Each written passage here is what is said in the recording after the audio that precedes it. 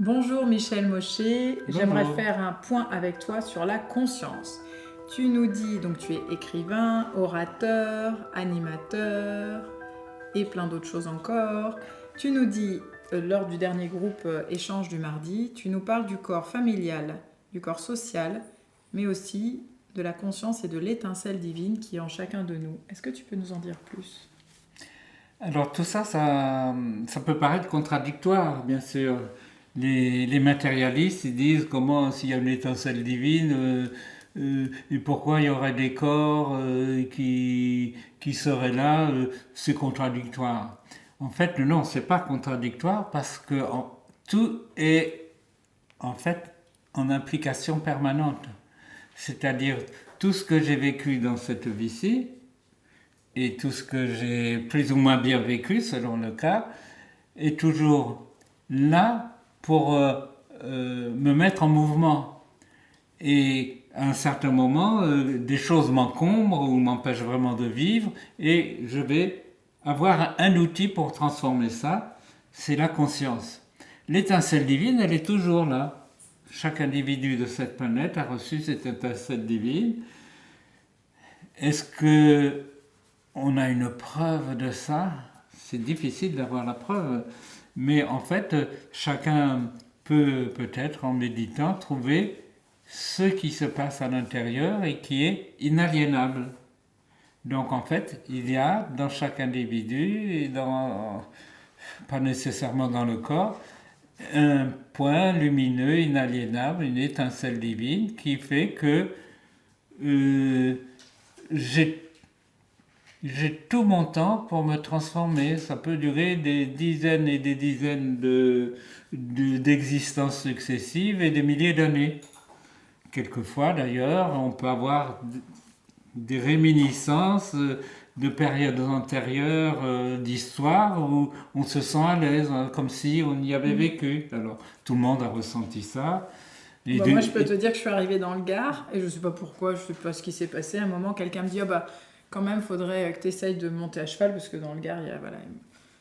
Je suis allée voir Perrine, donc à côté de Lunel, une femme extraordinaire qui a. Je monte à cheval et elle me dit, t'as fait combien de temps d'équitation? Et là, je lui dis, j'ai fait 2 balades en famille, enfant. Elle fait, mais non. Je me suis sentie dans une assise à cheval, mais comme si j'avais déjà monté à cheval. C'était vraiment. C'est ce genre de choses dont tu parles. C'est comme retrouver Oui, une aptitude ou voilà, quelque chose, une connaissance antérieure, une connaissance antérieure qui est rejaillie d'un seul coup. On n'a pas appris, on n'a pas besoin d'apprendre, on le savait, on le sait déjà. Alors, par contre, je me suis pas du tout souvenu des maths au lycée, tu vois. J'ai perdu beaucoup d'antériorité. Je sais pas si j'ai déjà été mathématicien, mais je crois pas. Mais c'est pas trop tard. C'est pas trop tard. Bon. Et par contre, tu nous disais que ces différents corps, c'était important d'en avoir la conscience pour justement aussi accepter de les lâcher au moment du passage. Alors c'est pourquoi j'insiste un petit peu sur le corps familial, mais ça, bon, Non, mais ça si, va aller si. vite parce que le corps Ça va aller familial, vite. Le corps tout le monde, familial, ça va aller vite. tout le monde a tellement de problèmes dans leur famille. Bon, alors, Non, c'est chez toi. mais déjà le corps social est tellement prégnant et en fait, ça nous bouffe tellement l'existence que c'est bien d'en prendre conscience et de mettre les choses à leur juste place. C'est ça qui est Comment je peux important. savoir que j'ai un corps social? Ben, corps social, parce que si je veux aller poster, si je veux poster mon courrier, il faut que j'y aille avant 17h ou 16h30 parce que ça va fermer. Voilà, tout est comme ça, tout est. Et puis même à l'heure, ils changent l'heure, on est obligé de se plier à l'heure. Les choses qui se font pas, l'idéologie dominante.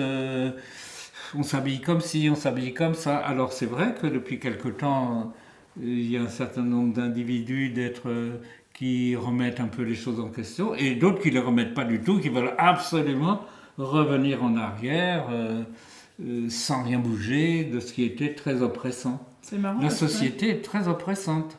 Pierrot Mourchid, un maître soufi, disait il faut être de ce monde et pas de ce monde. C'est ce que tu es en train de. Enfin, Oui, c'est oui. de ce dont tu parles. Oui, et d'ailleurs, dans le livre, il y a il y a un texte qui s'appelle « Être dans ce monde, ne pas être de ce monde Ah, ». Donc, je ne suis pas de ce monde, mais je suis dedans.